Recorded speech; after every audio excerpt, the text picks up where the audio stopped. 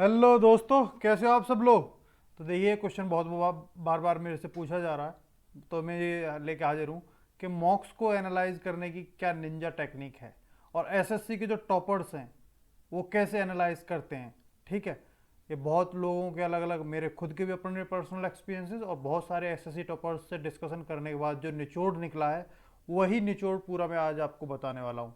तो जो चीज़ें मैं बताने वाला हूँ, अगर वो आपने कर ली और वैसे और उस तरीके से अगर मॉक का एनालिसिस किया और वो चीज़ें इंप्लीमेंट की, तो एक बहुत ही अमूलचूल बदलाव आपके स्कोर में आएगा, बहुत ही डिफरेंस आ जाएगा आपके पोस्ट वर्क अगर आपने किया तो बहुत स्कोर में अंतर आएगा, बहुत इंप्रूव होगा आपका स्कोर और आप टॉपर्स में आ सकते हैं अगर सही तरीके से चीज़ें इंप्लीमेंट की। ठीक है दोस्तों, आज उसी पर रहने वाला है। बेस्ट एक्सपीरियंस के लिए वीडियो को इंटू 2 की स्पीड पर देखें। ठीक है दोस्तों, चलो स्टार्ट करते हैं बिना टाइम वेस्ट किए दोस्तों। तो मॉक्स एनालिसिस करने के लिए दो तीन तरीके हैं, जिसमें से पहला तरीका, मेनली दो मोस्ट इंपॉर्टेंट तरीके हैं, दो क्या तीन काम करने हैं आपको, और उन तीनों काम में कैसे कैसे करने हैं ये पहला काम है, फिर दूसरा बताऊंगा, फिर तीसरा बताऊंगा, फिर चौथा जो करना है वो बताऊंगा। सबसे पहले, आपने अभी तक जो पिछले 3-4 मॉक्स दिए हो, सबसे पहले उन मॉक्स को ना उठाना है आपको। ठीक है, और उन मॉक्स में से 3 सेक्शन बनाने हैं। एक तो वो जो आपने देखे कि आपने देखा और वो इजीली हो गए, उसका तो फिर सोचना ही नहीं, मतलब उसके कॉन्सेप्ट में आपको कोई दिक्कत ही नहीं, जो कॉन्सेप्ट आपका स्ट्रांग होल्ड है उसका क्वेश्चन आया और आपने वो बहुत इजीली कर लिया, तो ऐसे क्वेश्चन का तो कोई दिक्कत आपको है नहीं, उसका कोई ना नोट बनाना ना कुछ करना। बाकी जो है, अब क्या होगा, कुछ क्वेश्चन ऐसे आएंगे कि आपने गैस वर्क के थ्रू या ऑप्शन एलिमिनेशन से या किसी और तरीके से वो करेक्टली अटेम्प्ट तो कर दिया, बट आप बहुत श्योर नहीं थे उसके कि वो कैसे होगा या कैसे हो सकता है, वो किस किस तरीके से हो सकता है। तो एक तो ऐसे क्वेश्चंस को नोट करना है दोस्तों। ठीक है, दूसरा, कुछ ऐसे क्वेश्चंस होंगे जो आप अटेम्प्ट ही नहीं कर पाओगे हर पेपर में।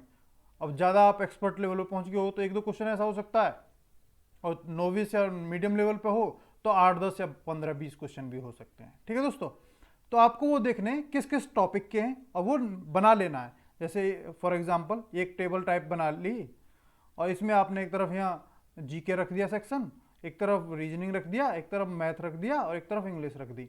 और जो गलत हुआ है आपका उस टॉपिक को यहाँ मेंशन करना है कि जीके में मेरा इस टॉपिक में गलत हुआ है, जो दूसरा क्वेश्चन गलत हुआ है वो रीजनिंग में गलत ऐसे हुआ है, तीसरा जो क्वेश्चन हुआ वो मेरा मैथ में गलत हुआ, और मैथ में जैसे फॉर एग्जांपल परसेंटेज से गलत हुआ है, और परसेंटेज में किस कौन से वाले टाइप का गलत हुआ वो भी मेंशन करके लिखना। ठीक है, ये एनालाइज करने का तरीका बता रहा हूँ। और फिर जो ये पहले आप दे चुके हो, अभी तक ऑलरेडी दे चुके हो, वो उस पर काम करना है आपको। और फिर जैसे फॉर एग्जांपल कोई और क्वेश्चन है जो इंग्लिश का वो गलत हुआ, वो देखना है आप, जो आप मतलब गलत नहीं, अटेम्प्ट नहीं हुआ, और वो भी जो गलत नहीं हुआ वो भी ऐसे ही टेबल पे बना के आपको लिखने। टेबल मतलब एक पेज लेना, उसमें सारे जीके के लिख लेना, एक पेज लेना जिसमें सारे रीजनिंग के लिख लेना, एक में मैथ के और एक में इंग्लिश के, और सारे टॉपिक्स और चैप्टर्स वो लिख लेना। ठीक है, तो जब आप पास्ट 3-4 मॉक्स को एनालाइज करोगे तो आपको एक पैटर्न दिखेगा। सच बता रहा हूं दोस्तों, पैटर्न दिखेगा, जो आप कंटिन्यू गलती कर रहे हो वो पैटर्न क्लियर कर चलता आ रहा होगा, और आप जब पिछले 3-4 मॉक्स देखोगे तो उसमें पता चल जाएगा आपको। अगर ये काम करोगे तो आपको अब तक की जो गलती करते आ रहे हो ये गलती पता चल रही। सबसे पहला काम तो ये है। ठीक है दोस्तों, कि इसमें एनालिसिस कर लिया और आपने हर एक सब्जेक्ट भी पता चल जाएगा आपको, जीके में कहाँ पे आपका वीक एरिया है, कहाँ आप गलती कर रहे हो ये भी पता चल जाएगा, रीजनिंग का भी, मैथ का भी और इंग्लिश का भी। अब सबसे पहले एक काम ये करना है कि जब आपको पता चल गया तो सबसे पहले तो उन चैप्टर्स के पीछे पड़ जाओ, उनको नोट बना लो, स्टिकर्स जो होते हैं येलो कलर के उनको चिपका लो दीवार वीवार पे, और वो चैप्टर्स और टॉपिक्स के नाम लिख लो। और जब तक वो चैप्टर्स और टॉपिक कंप्लीट ना हो जाए, सबसे पहले उन्हीं पे लगना है। अब आपको सबसे पहले उन्हीं चैप्टर्स और टॉपिक पे पढ़ना है, बाकी पढ़ाई जो चल रही है उसको करते रहो, बट सबसे ज़्यादा फोकस लगा दो उसी पे। ठीक है, ये सबसे पहले करना है। और जब तक आप ये कर रहे हो तो कुछ दिन मॉक्स वगैरह की इंटेंसिटी थोड़ी कम कर देना, क्योंकि जब तक आप अपने इस काम पे काम नहीं करोगे तो जो आपका पैटर्न बना आ रहा है एरर्स का और गलतियों का, और जो कॉन्सेप्ट आपके इश्यू दे रहे हैं जिनसे आपका स्कोर नहीं बढ़ रहा है, उन पे आप काम नहीं करोगे तो स्कोर भी इंप्रूव नहीं होगा। तो सबसे पहले ये चीज़ पता चलने के बाद उस पर काम करना है, उनको अच्छे से पढ़ना है, रिवाइज करना है, नोट्स बनाने हैं, जो कॉन्सेप्ट आपको नहीं आते वो सर्च करिए, सीखिए, उनके नोट्स बनाइए। ठीक है, फिर क्या करना है, जब आपने सीख लिया कर लिया, तो जब आप नेक्स्ट मॉक दोगे फिर उसका एनालिसिस करोगे, और एनालिसिस करते हुए फिर से हर एक सब्जेक्ट के हर एक पेज लोगे हर एक सब्जेक्ट का। और ऐसे जैसे फॉर एग्जांपल ये जीके का लिया आपने, और आपने देखा कि साइंस के मेरे गलत हो रहे हैं, साइंस में बायो का गलत हो रहा है, बायो में ब्लड का गलत हो रहा है। ठीक है, अब क्या है कि अब आप आपको पता चल गया मुझे ब्लड पढ़ना है भाई, ये गलत होने लग रहा है मेरा, ठीक है। ऐसे ही बनेंगे कुछ ऐसे कॉन्सेप्ट होंगे जो तुम्हें आते होंगे और जो तुमने बहुत इजीली कर लेंगे, जिसमें कोई दिक्कत नहीं है। वो आपका स्ट्रांग एरिया है, उसको बार बार रिवाइज करने से कोई फ़ायदा नहीं है, उस पर एनर्जी वेस्ट करने से। उसको मंथली कर दो रिवीजन उसका, ठीक है। और जो आपने गैस से ऑप्शन एलिमिनेशन से कर दिया, उस पर ध्यान देने की ज़रूरत है कि ये कैसे किया जा सकता है, सीखिए उसको। और जो आपसे नहीं अटेम्प्ट हुए उनको ये ध्यान रखना है और ये पढ़ने हैं, सीखने हैं, ठीक है दोस्तों। और जो गलत हुए हैं, ये इसमें गलत होंगे, दो तरीके के गलत होंगे। एक तो वो आपसे कैलकुलेशन मिस्टेक में या गलती से ऐसे ही सिली मिस्टेक हो गई। सिली मिस्टेक हो गई तो वो सिली मिस्टेक कैसे हुई, सोचते टाइम जरा थॉट प्रोसेस में लाना कि मैं उस टाइम पे क्या सोच रहा था जो मेरे से सिली मिस्टेक हुई है, उस पर काम करना फिर। और दूसरी होती है जो आपकी कॉन्सेप्चुअल मिस्टेक है। तो कॉन्सेप्चुअल जो मिस्टेक है उसको तो बिल्कुल भी आपको ध्यान देना है ही देना है, उसको बिल्कुल भी इग्नोर नहीं करना है। जो कॉन्सेप्चुअल मिस्टेक हो रही है उसको सीखना है फिर, ठीक है। उसको स्टिकर लगाओ येलो कलर का, उस पर टॉपिक का नाम लिख दो, जैसे फॉर एग्जांपल ब्लड है जीके में, और उसको सीखो, याद करो, बार बार रिवाइज करो, ठीक है।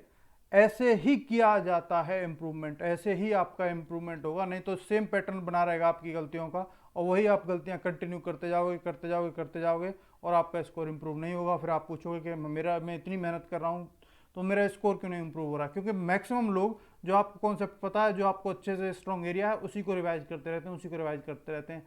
ना तो जो अटेम्प्ट हो रहे हैं उस वाले कौन सा टॉपिक है, कौन सा चैप्टर है, उन पर काम करते हैं, और जो गलत हो रहे हैं उन पर भी काम नहीं करते हैं। इसीलिए आप वहीं पे फंसे रहते हैं एक सर्टेन स्कोर में। स्कोर इंप्रूव करना है तो इन दोनों सेक्शंस पे बहुत ज़्यादा काम करने की ज़रूरत होगी दोस्तों। आगे बताता हूँ और क्या करना। जो आपने जब कर लिया, आपको पता चल गया, आपके एरिया पैटर्न पता चल गया कि हाँ ये वाले पैटर्न मेरे गलत हो रहे हैं, इस पैटर्न पे जा रहा हूँ मैं, और ये वाले चैप्टर के ये वाले टॉपिक मेरे गलत होने लग रहे हैं, तो उनको देखो, ये मैंने लिखा भी हुआ, रॉन्ग क्वेश्चन के जो कॉन्सेप्ट हैं उनको अच्छे से रिवाइज करिए, नोट्स बनाइए अपने पर्सनल, क्यों गलत हो रहे हैं। उन पे येलो कलर के स्टिकर्स लगा दीजिए उन पेज पे अपने नोट्स वगैरह के उसमें, और अपने पर्सनल नोट्स बनाओगे उस पर, ठीक है। और उनको बार बार रिवाइज करोगे, डेली रिवीजन करना। जिस दिन आपको मॉक दो जो पता चले कि ये आज मेरा गलत हुआ, उसको तो अगले 3-4 दिन तो डेली रिवाइज करो, आधा से 1-1 घंटा उस टॉपिक को। देखो वो जब भी एरर आपके, जब भी वो गलतियां दूर होंगे, जब भी आपका स्कोर इंप्रूव होना स्टार्ट होगा, ठीक है। और फिर दूसरा जो है कि ये सोचो कि जो अनअटेम्प्ट नहीं हुए हमसे, वो क्यों नहीं हुए। या तो वो कॉन्सेप्ट की वो है एरर हो रही है, कॉन्सेप्ट की एरर हो रही है, तो वो कॉन्सेप्ट सीखना है, चाहे वो मैथ का हो चाहे इंग्लिश का हो, कहीं से भी सीखिए। यूट्यूब पे हर चीज़ फ्री में अवेलेबल है, वहाँ से जाइए, सर्च करिए और सीखिए, ठीक है। उस कॉन्सेप्ट को सीखिए, अपने पर्सनल नोट्स बनाइए और उस नोट्स को बार बार रिवीजन दीजिए, ठीक है। और दूसरे कुछ ऐसे जो आपसे उस टाइम पे याद नहीं आए या कुछ भी मिस हो गए, तो उनको देख लीजिए एक बार, हल्का से एक बार, फिर उनको एक बार देख सकते हैं। लेकिन जो कॉन्सेप्चुअल मिस्टेक है वो बार बार देखनी, रिवीजन करना है दोस्तों। अब क्या है कि कुछ कॉन्सेप्ट ऐसे मिलेंगे, कुछ क्वेश्चन मिले। एक तो इसमें क्वेश्चंस में भी ऐसा होता है कि देखो, अगर मॉक टेस्ट है उसमें वो 8-10 क्वेश्चन, 5-7 क्वेश्चन ऐसे बहुत डिफिकल्ट टाइप के, और खासतौर पर कुछ 2-4 मॉक टेस्ट सीरीज हैं जिनका नाम नहीं लूँगा मैं, तो जानबूझ के डालते हैं 5-7 क्वेश्चन, दुनिया से अलग ही लेवल के वो बना के डालेंगे। तो उस पर फालतू की एनर्जी वेस्ट मत करना।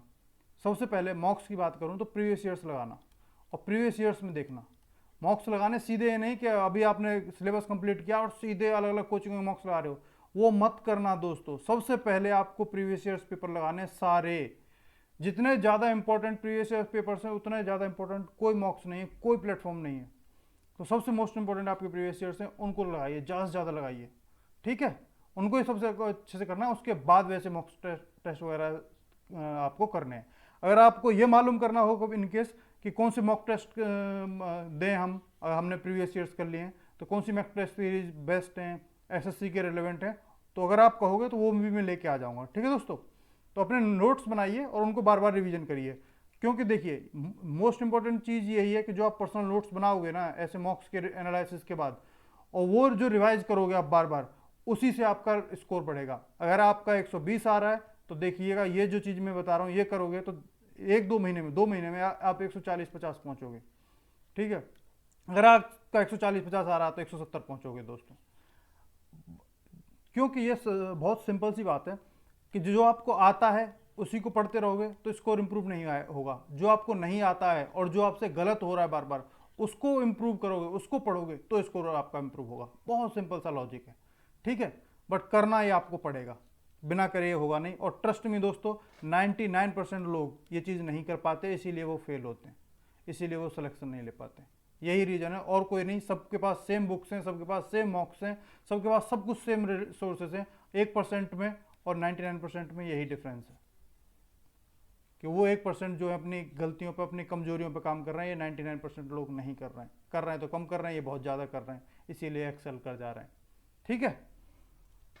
बाकी इसके अलावा अगर किसी भी टॉपिक में एसएससी रिलेटेड हो, किसी भी टॉपिक में, चाहे आप CHSL के हों चाहे आप CGL के हों दोस्तों, किसी भी टॉपिक से रिलेटेड कोई भी दिक्कत आ रही हो आप ज़रूर बताइएगा।